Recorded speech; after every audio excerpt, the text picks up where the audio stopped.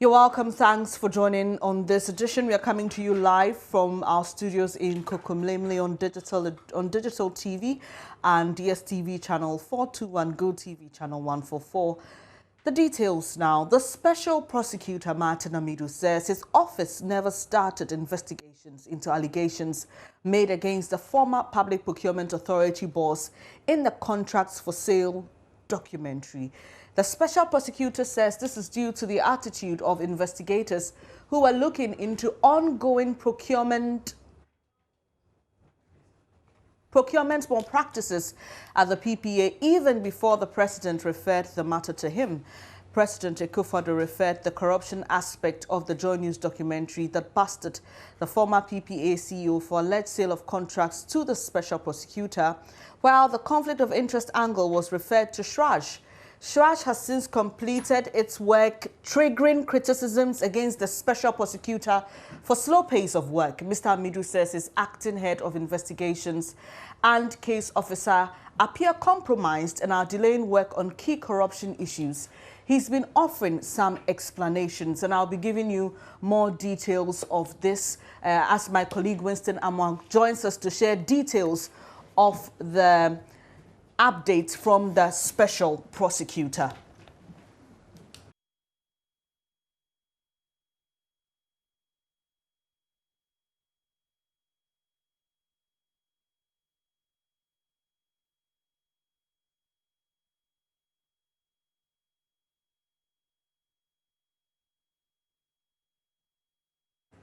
We'll also be bringing you a reaction from the citizens' movement against corruption, because there are some interesting things revealed in that update from the special prosecutor. We'll also hear from Manasseh Azuri-Awuni. He is the one who broke the story, brought it to us about the alleged corruption at the office of the Public Procurement Authority. So, Winston, tell us about this claim of compromise the special prosecutor mentions in that letter.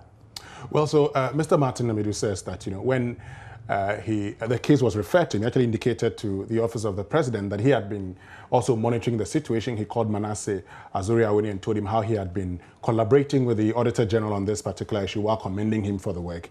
And so, together with team from the Audit Service and the head of investigations at the office of the Special Prosecutor and those in charge of the case, they were supposed to work on this particular issue. Now, according to the Special Prosecutor's statement on this, when the staff of the Audit Service met his team, including the head of investigations, they decided not to engage them further. They said they were not going to be part of the investigations again. So he was worried and he asked why. And they said, well, according to the Auditor General, his team said they were not going to work with these persons again. He then said, he asked his members why this situation. They didn't tell him anything. They said, knew nothing about it. And then he impressed upon the Auditor General months later. But I'll come back to that because he says, he became suspicious of the activities of these persons because they went to the office of Mr. Jenim Boateng, also went to that of Francis Ahin, and went to his home. In all of this, they spent about an hour and came back with nothing. And sorry, we have to establish the identity of Francis Ahin and his relationship in this. Yes, Francis Ahin is the brother-in-law of AB Ajay, that's Jenim Boateng Ajay, with whom they were working on the TDL, Talents Discovery Limited. So that's it basically with Francis Ahin. Now, Mr. Major, he suspected, because there were other cases that they were working on which had stalled more or less. And he mentions the National Lotteries Authority case, for instance. He says months later, he impresses upon the Auditor General to tell him why his staff decided not to work again. And they said that, well, when they met the staff of the Office of the Special Prosecutor, they told him that this was a good case which they could make a lot of money from. And Mr. Amidu says his own investigation has proven that one of his team members was in constant touch with the suspect's lawyer. And so for him, it was obvious that these investigators had been compromised. And so in effect, he never started investigation because the people who were supposed to investigate had been compromised. All right, Winston, I'll come back to you. The reason Winston is here is for you to get more details of that 3-page letter written by Special Prosecutor Martin Amidu on why he never started investigations into the contracts for sale scandal as revealed in that documentary by Manasseh Azuri Awoni. He does mention, though, that he started doing some work before the president referred that to him. But let's talk about the bit on his staff members who he says are compromised. Have they been disciplined? Are they still working on the case? What's happening with them? Well, they're not working on the case. But Mr. Amidu says that let nobody ask him about discipline because these are seconded staff members to his office. Okay. And so they are not officers that have been employed and put under his care directly. These are investigators that have been seconded from other agencies to work with him. Okay. And everybody who knows, who is supposed to know this situation, has already been told of his current situation. So let nobody come and say, why aren't you disciplining them? They are not my staff. I mean, if you look at it technically, they've been seconded to work with me. Okay. Then this raises a lot of issues. If the office mandated to fight corruption in itself is raising issues about its staff meddling in corruptible acts. Well, there are a lot of questions to be answered, but I'll come back to you on the bit of Shraj and what he says about the Shraj report on the same contract for sale. But we've been joined by Edem Senanu. He's with the Citizens Movement Against Corruption. I appreciate your time here this morning. For you, who has been with a group champion in the fight against corruption, when you hear the special prosecutor say, for example, that no one should ask him about disciplining persons he's worked with who he alleges are involved in corruption, what goes through your mind? Well, thank you. I think that the special prosecutor is being as blunt as he can be at this stage. Obviously, the complaints that Shraj has been able to deliver a report when he ought to have done the substantive report by now probably has speeded up his reaction. Now, we clearly have a problem with the independence and operational efficiency of the SPO. These have been compromised, and clearly so by the mechanisms put in place for him to procure the necessary labor, human resource to play the functions required of the office. I think that right at the beginning, Mr. Amidu had talked about how he needed the capacity to do his own identification, selection, and appointment of officers who he could trust. And this is just playing out to show that he was absolutely right. To the extent that he had no influence over who was seconded to him, to the extent that, and again, it is telling on the quality of the staff at the Auditor Generals that they refused to go along with these gentlemen who were saying that these are very good cases who make a lot of money. And again, it speaks to the good collaboration to the extent that the Auditor General then told him that, look, this is what my men found out about the guys in your office. I think that as civil society, as media, we ought to impress upon the government of the day to show good faith by immediately, and the presidency has that capacity to authorize Mr. Amidu to do a search and select the kind of competent staff that will allow him to swiftly deal with these cases so that we have the kind of information he can take to court and get the necessary sanctions so that we don't undermine the operational efficiency of his office. I'm sure the question on on the minds of a lot of Ghanaians is if we would ever win this fight against corruption. Today we hear this, tomorrow the next. The creation of the Special Prosecutor's Office was supposed to be that one thing that will elevate, if I may say, or intensify the fight. But it appears that we're still at the same point. Yes. Political systems evolve. If you look at the Western democracies that we look up to, most of them have had over 200 years of putting in place the structures, the systems, and processes. So we should never give up. It is only when the voices of the people are no longer being heard, then we have a challenge. And that's why we say that the cost of a thriving democracy is eternal vigilance by the citizens. We must constantly be scanning what is going on and ensuring that together we hold hands and speak up when we think that something is wrong. And with our collective influence, we can always bring change. And this is one of the areas where we need to clinically look at what has gone wrong. And clearly, it is the appointment capacity of the special prosecutor. Even then, you cannot avoid having one or two bad nuts. But the screening process where he can do a background check, test integrity in other positions that they may have occupied before allowing them to be part of his office would have served as another layer of, of checks that would have ensured higher quality in terms of the integrity of the people in this office. That has not transpired. It is a necessary thing we must change, and we should not get tired. This fight is a long battle. It's a long drawn battle, and we better not get tired about it. That's the price we have to pay to pursue a democratic governance system. Do you get a sense that from the special prosecutors, the language he uses and his posturing, do you get a sense that he's helpless or feels helpless? Well, in a sense, yes, because he said he had brought this to the attention of different quarters. And I'm glad, every 6 months he's supposed to report to us. I think that we as the people need to make a lot more of a fuss about this issue. He highlighted it at the beginning.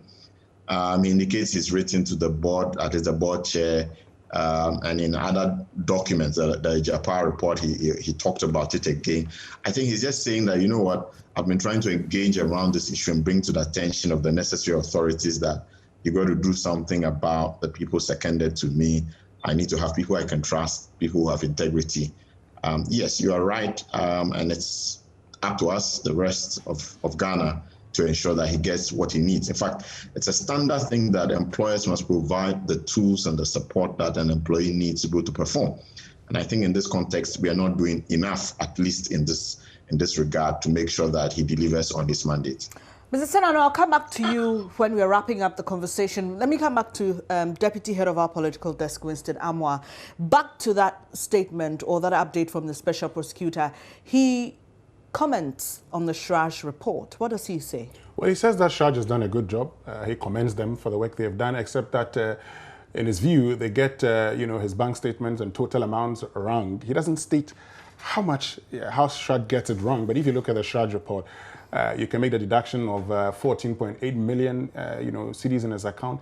According to the bank statements, the special prosecutor attaches to this statement, it's 15.691 million cedis. Okay. So maybe that could be where we're having the disparity coming from. And so that's what he talks about Shraj's work. Winston, let's talk to the man behind the Contracts for Sale documentary, Manasseh Azuri-Awuni. Hello, Manasseh. Thank you for joining the program this morning. So the special prosecutor mentions you in his update on the president's directive for him to investigate your documentary and the allegations made in it. And he says the reason he's not been able to invite you, even as a witness, is because the investigation has not even started at all. How does that make you feel? Well, I have some knowledge about some of the things that we are hearing today publicly.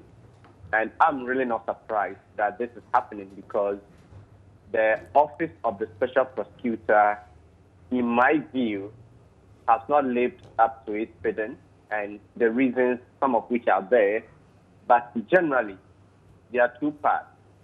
The first one has to do with the preparedness of the administration, the government, to fight corruption, and also how proactive the person in charge of that office is.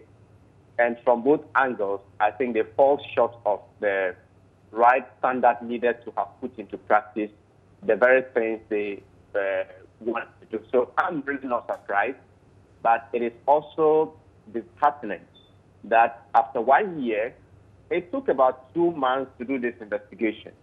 And I always say that with state institutions, they can even do it better and faster because they have the power to summon people to come and answer questions and all of that, which we, the investigative journalists, don't have. So one would have expected them to have completed. I'm saying this because I know that the bank accounts and its statements, those details were made to or available to the Office of the Special Prosecutor for more than a year now. So if they have still not been able to even call the person to interrogate him, they also have a list of the people who pay the money into this account. If all of that has not happened after a year, then it is very disheartening. Manasseh, in his statement, he mentions that Shraj may have got some figures wrong with regards to the euro and dollar accounts that Mr. ABAJ was using. Do you have a reaction from Shraj on that? Well, before Martin Amidu came out, I knew that the figures were wrong. And if you listen to the comment I made on Newsfile, I said I was surprised that the figure was that low. So I reached out to Shraj, and the information I was given was that they made a specific request to the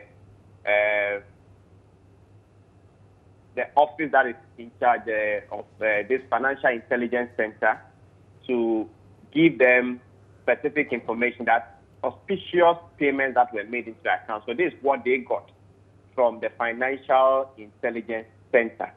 So it is possible that the Office of the Special Prosecutor and the Auditor General may have broadened their scope, and that's why they may have gotten this figure. But I must also say that in matters such as this, we should be looking more than what we have found in the account, because all these, from my experience investigating corruption, these bribes are so huge and they are not paid in check, they are paid cash. It is also possible that some of these monies may have been used by the recipient without taking them into the bank. They may have just used them to buy property here and there. So there's that possibility. What we have may not be the exclusive or the exhaustive list or amount that went into it. So if this investigation was to continue and done properly, I'm sure more monies or properties may have been found beyond what we have in this account.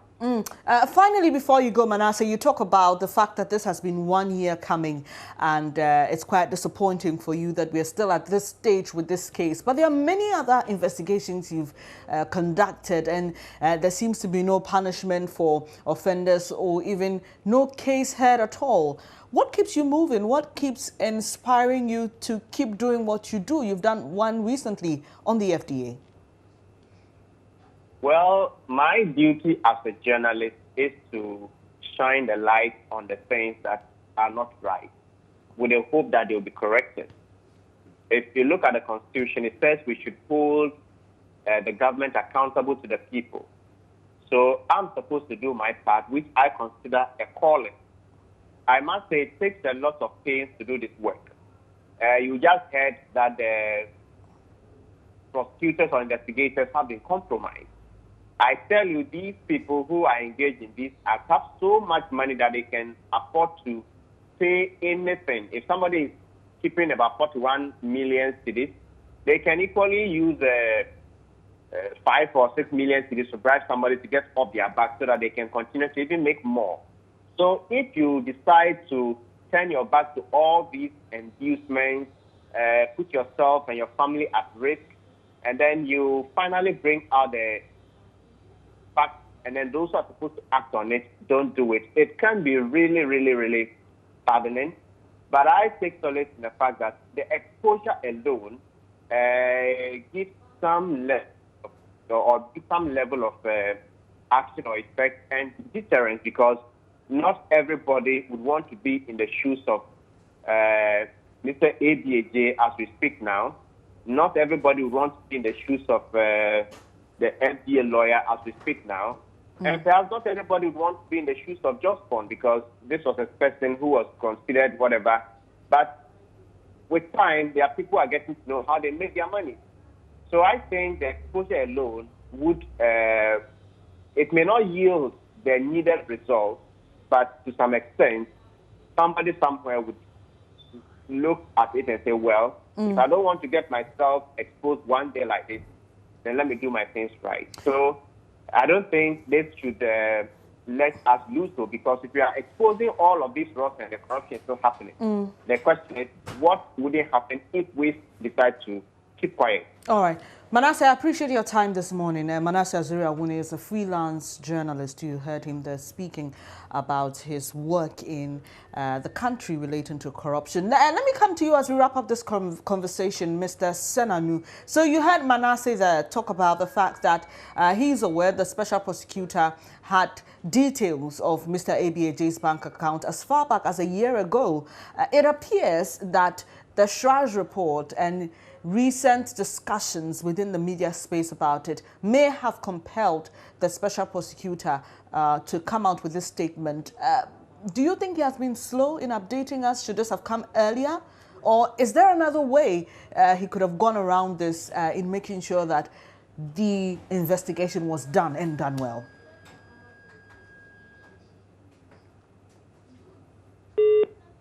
The special prosecutor ought to have given us this feedback much earlier, because these are very high-profile cases that all of us have been interested in and been wondering what on earth is going on in that office that we are not seeing the light of day. I don't think that there is any other way the special prosecutor can get these things resolved except to come to the public domain where we have the most interest in ensuring that the right thing is done. And he needs to do this much more frequently than he has done in the past. In this instance, I can only foresee a situation where perhaps in terms of internal process, he requires that the investigators should have finished their job before he takes the next level. Otherwise, what Manasseh says is true, that to the extent that you have the bank statements and the volumes of money passing through were that huge, one is wondering whether the special prosecutor himself and his deputy couldn't have done some of this themselves. But I guess there are processes, and if you compromise those processes, you may be seen to be having more interest in one case than the other. Bottom line, now that this information is out, two things. One, special prosecutor should be minded that the people of Ghana have not been happy with this long delay. It should not have taken charge report coming out, which again was at the instigation of Manasseh's comments during his speech. That also triggered charges within 48-hour release. And now also, we shouldn't have the situation where media and journalists supported by civil society must create the environment before they do the tasks assigned to them. That's unfortunate. More importantly, will the government take the bull by its horns and ensure that this office has the capacity to search, identify, and appoint the men and women who have the kind of integrity to perform the functions that fulfill the mandate of the Special Prosecutor's Office? That's key. Grateful you could join us this morning. Adam Senanu is co-chair of the Citizens Movement Against Corruption. And earlier you heard Manasseh Azuri-Awuni, freelance journalist. I've been in the studio with Deputy Head of our political desk, Winston Amwa. He brought us details of the Special Prosecutor's update on the contracts for sales scandal. But it appears, Winston, that quite recently the Special Prosecutor has had to come sort of to the public to try and initiate a certain conversation around matters he's investigating. Well, exactly, Bernice, because, corruption is one thing we've talked about so much in this country. And when Mr. Martin Amidu was appointed as special prosecutor, the joy in many Ghanaians was because he'd been an anti-corruption campaigner. And so if you've been in office for more than 2 years and lots of the things that, and the expectations from people were so high, it's important you tell us what you have done. And that's why you see lots of people asking questions of the special prosecutor. It's good he's coming out now, but I agree with, Adam Senanu. Maybe he could have come up earlier. So he could have told us, you know what, this is what I have found out so far. If he had done that, this conversation of having his own team of investigators, would have been had long ago. It's late, but it's better late than never. I appreciate your time. Deputy Head of our political desk, Winston Amwa. Then that's how we'll wrap up this conversation for now, but definitely you'd expect more discussions around it on this channel. Now, the National Democratic Congress, the NDC, says the biggest last respect it can give to founder of its party, Jerry John Rawlings, is to win the elections. And various speakers at a vigil at the Obra Sport Sunday evening said that's the only way the party can properly implement his values of probity, accountability, transparency, and integrity. Maxwell Agbagba has more.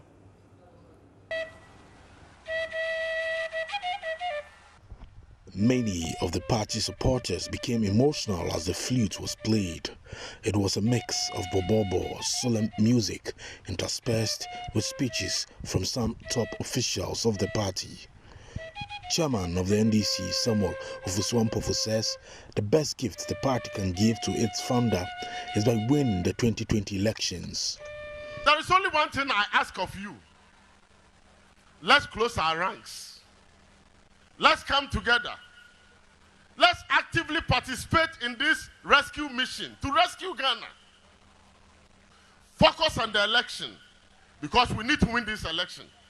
The best tribute that we can pay to the memory of our founding father is to win this election convincingly so that we can continue to uphold the flame of the principle that he stood for.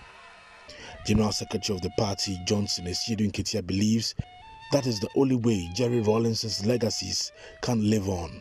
So the best tribute we can pay to the memory of our founder is to accomplish the rescue mission that will position us to implement the principles he lived and died for.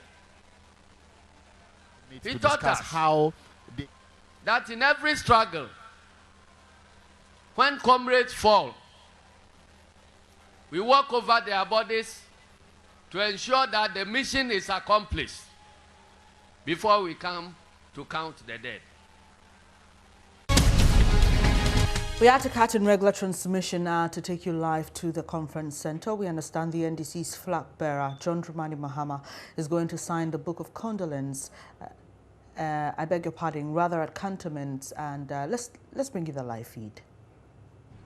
The chairman said, and happily we were with the chairman of the campaign committee, and so we conferred with him, and he agreed that we suspend the campaign immediately and return to Accra to be to confirm, the events that we had had.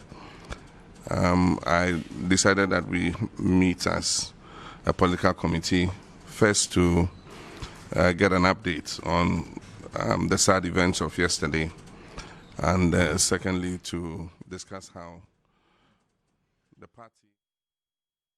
Apologies for that. You saw the NDC's flag bearer. We are actually supposed to be receiving some feed of him signing the Book of Condolence at the Accra International Conference Center. When we're able to get that, we will finish you with details. But earlier, you saw that report about a vigil held in memory of the NDC's founder, Jerry John Rawlings. And just before we had to bring you that feed, you heard Johnson Esiedun Ketia, who is the party's general secretary, saying that the greatest honor they could do him is to win the elections. Now, the Ashanti Regional Police Command says special security arrangements have been made for banks and mobile money vendors. Now, these arrangements come on the back of reported surge in criminal activities, including armed robbery in parts of the Ashanti region. You may recall that a 36-year-old man, Maxwell Aweto, was killed at his house at Atonsu, a suburb of Kumasi, shortly after he had returned home from the bank to withdraw some money. Last month, armed robbers are said to have, robbed a mobile money merchant of 100,000 cedis around Alaba. Well, Commander COP Kwesi Mensah-Duku assured the police has beefed up security to ensure safety of residents. He's been speaking to my colleague Kwesi Parker-Wilson. We'll bring you details of that shortly after this. Do stay with us here on News Desk.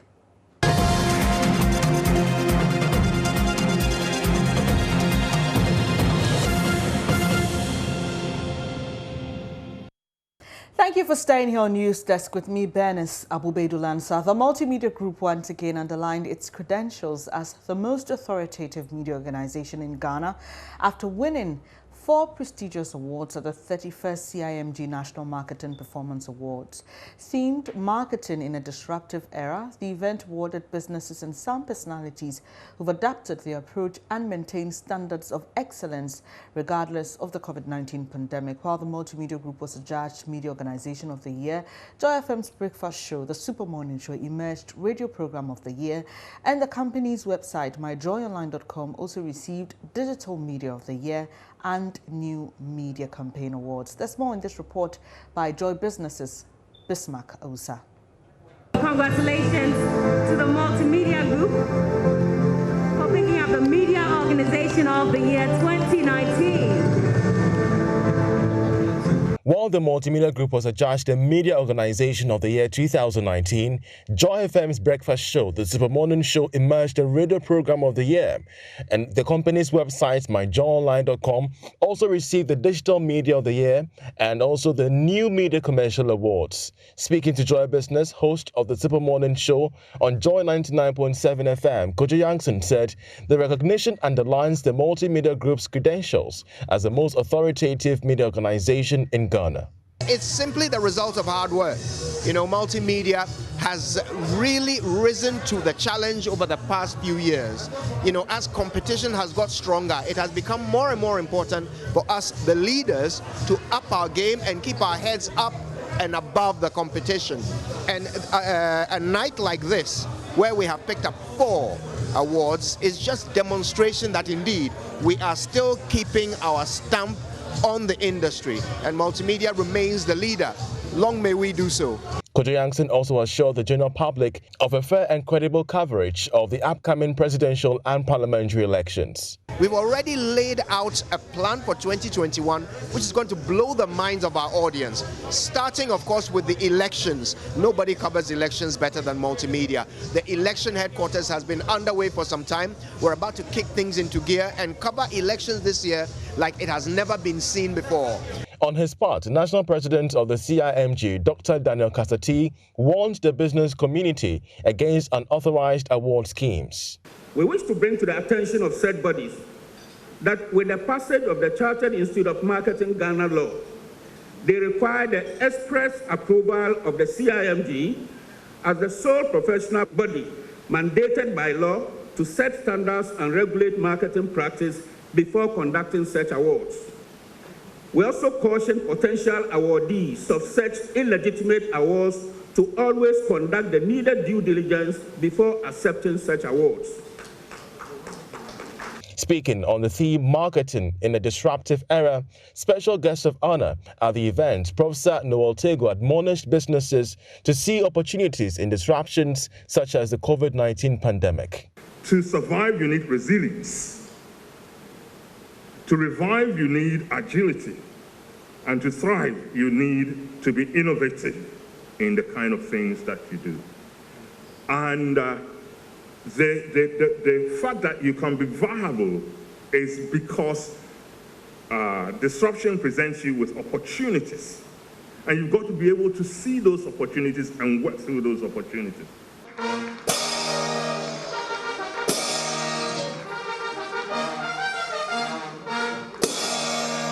Meanwhile, Chief Executive of the Ghana Tourism Authority, Akwasi Agyemang, and Group CEO of Hollard Ghana, Patience Achiano, emerged the CIMG Marketing Man and Woman of the Year, respectively.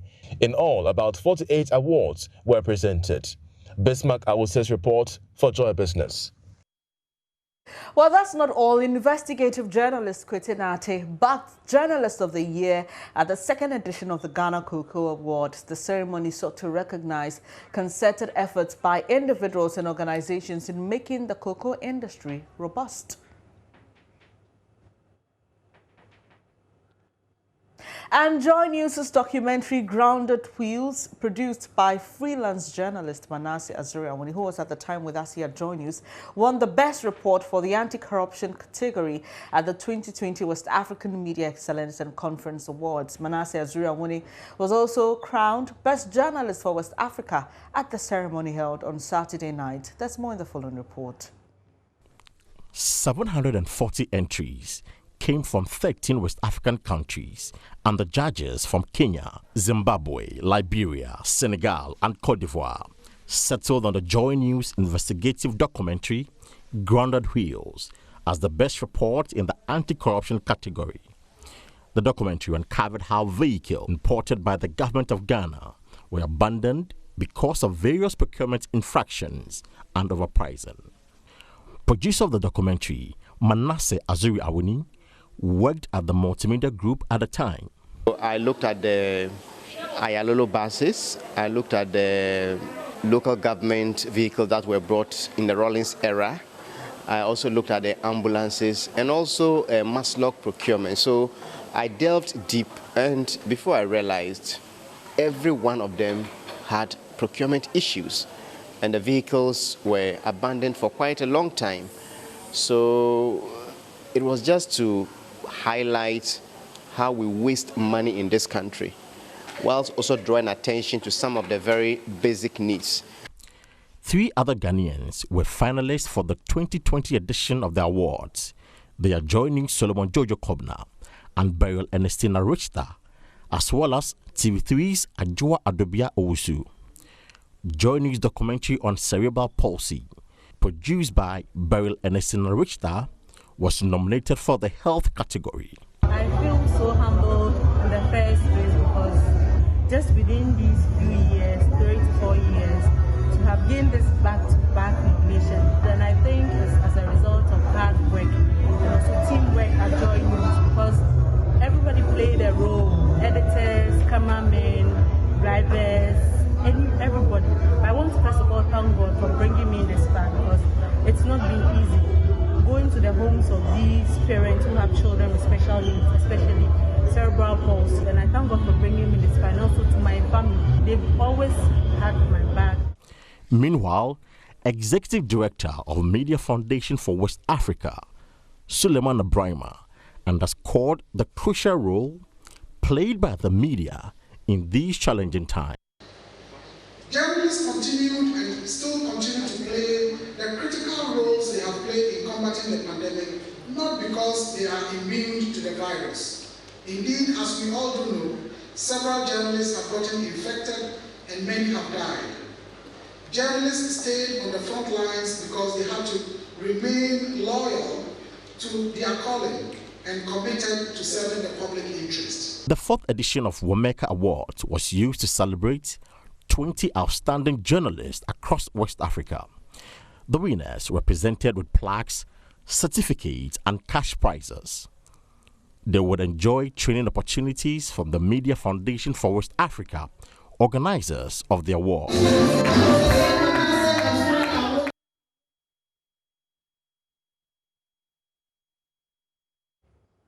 Thank you so much for making us the CIMG Media Organization of the Year. We definitely cannot do this without you. And to all who picked up awards over the weekend, we say congratulations. But coming up shortly in business, the African Development Bank Secretary joins calls for government to reduce cost of PCR tests at the Kotoka International Airport. Daryl Kwao has details after this.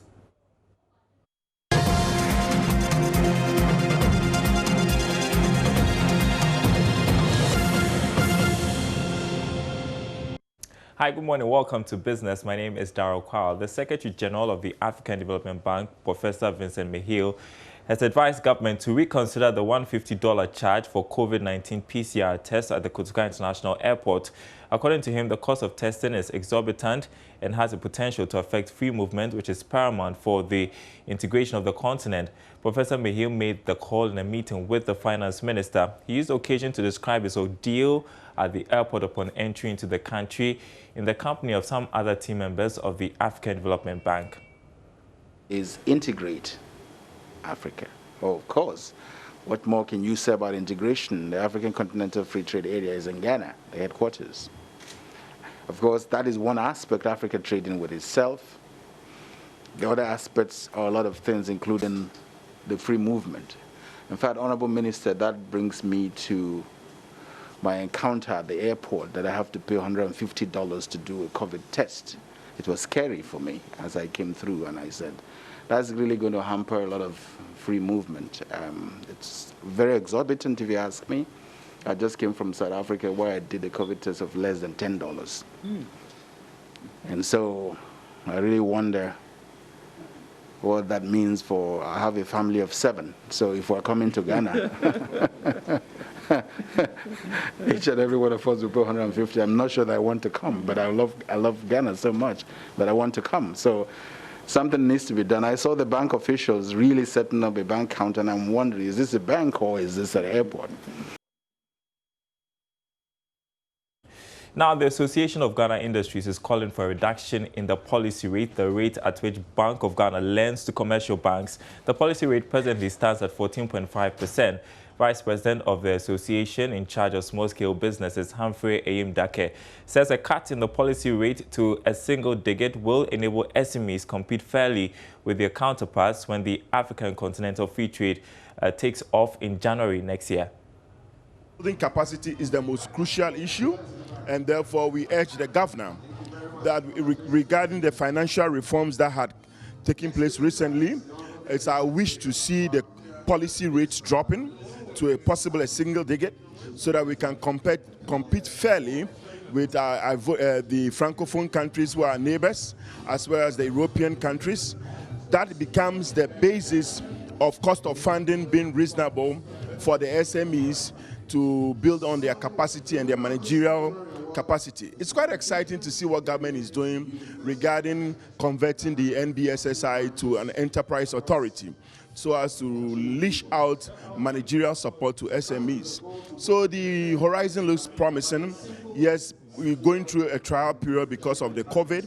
That is not in doubt. However, the horizon looks promising, and it's our prayer that building sustainable and capacity for SMEs is what will take us to the next level. My question is, what will be the role of small-scale industries when the AFTA takes off? Generally, the Ghanaian economy, undoubtedly, it's over 80% SMEs. And there are essential products that are imported to this country by about 20% of the business entities that fall within bigger blue chip companies and some SMEs. So some level of resilience are already within the system. The question is we need to prioritize the products that are being exposed to the continental free trade regarding the tariff harmonization. All right, and that's it for business. The news continues right after this break.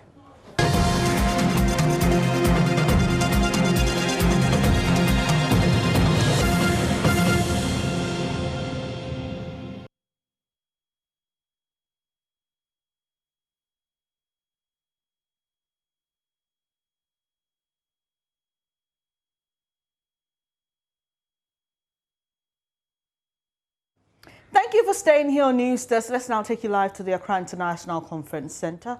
Editor Fred Smith is there. A while ago, the NDC's flag bearer, John Dramani Mahama, signed the book of condolence for former President Jerry John Rawlings.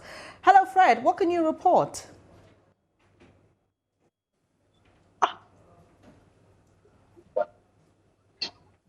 Hello, Fred. Can you hear me?